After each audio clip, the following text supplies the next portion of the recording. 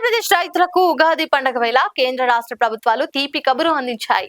PM Kisan మరియు అన్నదాత సుఖీభవ పథకాల కింద రైతుల ఖాతాల్లోకి నగదు జమ చేసే ప్రక్రియ ప్రారంభమైంది.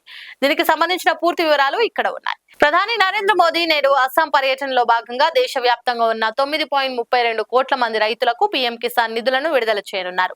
ప్రతి రైతు ఖాతాలో 2000 చొప్పున జమ కానున్నాయి. ఏపీ ముఖ్యమంత్రి నారా చంద్రబాబు నాయుడు కృష్ణా జిల్లా గన్నవరంలో ఈ పథకాన్ని అధికారికంగా ప్రారంభించనున్నారు.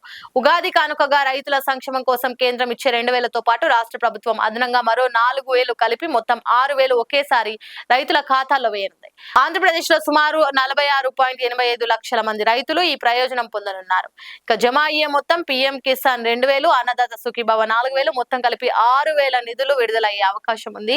ఇక కృష్ణా జిల్లా గన్నవరం జాబితాలో మీ పేరు ఉందో లేదో ఇలా చెక్ చేసుకోండి.